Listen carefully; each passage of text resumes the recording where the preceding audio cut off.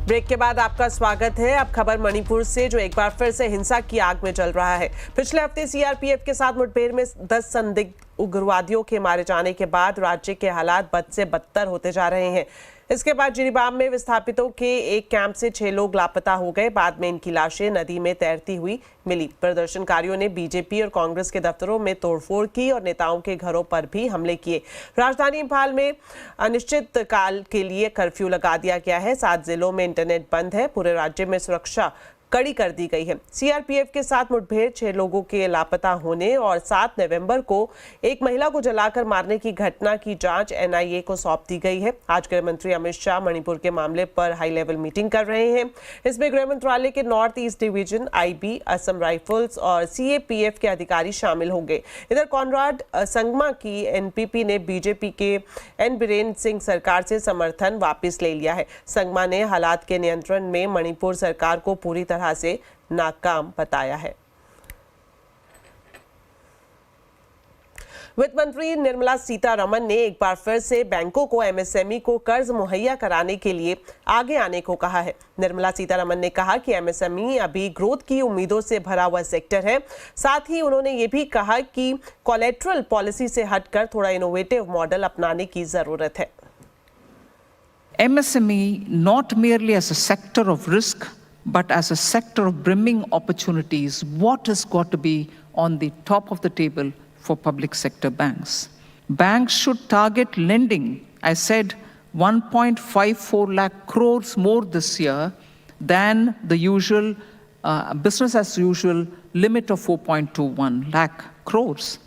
But banks next year for 25-26 should target lending of 6.12 lakh crores and 7 lakh crores for 26-27 for the MSMEs. 3 देशों की यात्रा के दूसरे चरण में प्रधानमंत्री नरेंद्र मोदी आज ब्राजील पहुंचे। नाइजीरिया से ब्राजील पहुंचे प्रधानमंत्री का हवाई अड्डे पर औपचारिक स्वागत किया गया। यहां रियो डी जेनेरो में G20 समिट में प्रधानमंत्री हिस्सा लेंगे। समिट में चीन के राष्ट्रपति शी जिनपिंग और अमेरिका के राष्ट्रपति जो बाइडेन भी शामिल होंगे। 18 और 19 नवंबर को रियो में G20 देशों का समिट होगा। अपनी यात्रा शुरू करने से पहले प्रधानमंत्री ने पोस्ट किया था कि वो समिट में one earth, one family, one future के विजन को लेकर चर्चा करेंगे। इसको लेकर काफी उत्साहित है। साथ ही वहां मौजूद राष्ट्र प्रमुखों के साथ द्विपक्षीय सहयोग बढ़ाने पर भी बातचीत करेंगे।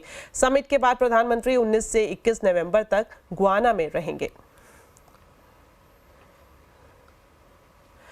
नाइजीरिया ने प्रधानमंत्री नरेंद्र मोदी को grand commander of the order of the niger से नवाजा है। प्रधानमंत्री मोदी नाइजीरिया का ये सम्मान हासिल करने वाले दूसरे विदेशी हैं। इससे पहले महारानी एलिजाबेथ II को ये सम्मान मिला था।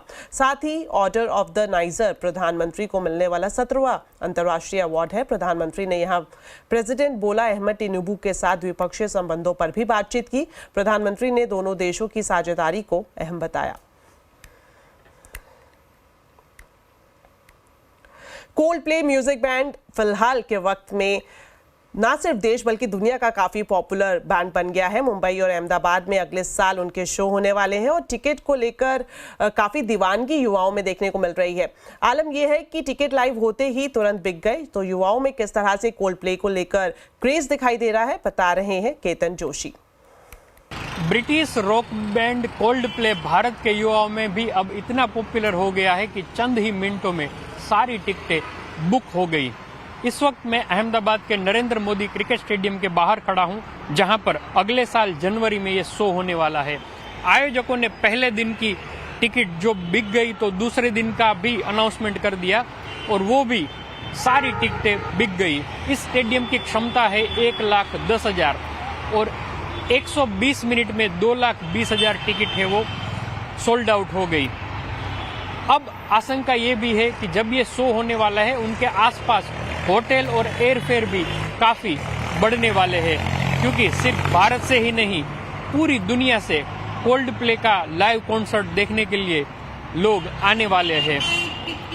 इससे पहले मुंबई में भी ये शो होने वाला है, जहां पर लगातार 2 दिन की जो शो की टिकट है वो भी बुक्ड हो गई। यानी कि लोग टिकट चाहते हैं लेकिन उनको मिल नहीं रही है। शायद टिकटों की कालाबाजारी होने की भी आशंका है। यूट्यूब, फेसबुक और सोशल मीडिया पर कोल्ड प्ले के मिलियंस ऑफ व्यूअर और फॉलोअर्स है। उनकी एक एक गीत और एक एक कॉन्सर्ट देखने के लिए लोग लाखों का खर्च भी कर देते हैं। नेशनल प्रेस डे के मौके पर सूचना एवं प्रसारण मंत्री अश्विनी वैष्णव ने मीडिया कारोबार की एक बड़ी समस्या को रेखांकित किया। अपने संदेश में अश्विनी वैष्णव ने कहा कि डिजिटल मीडिया के चलते ट्रेडिशनल मीडिया को नुकसान हो रहा है। ट्रेडिशनल मीडिया न्यूज बनाने से लेकर पत्रकारों की ट्रेनिंग पर जो खर्च करता है, उसका फायदा डिजिटल प्लेटफॉर्म्स उठा रहे हैं।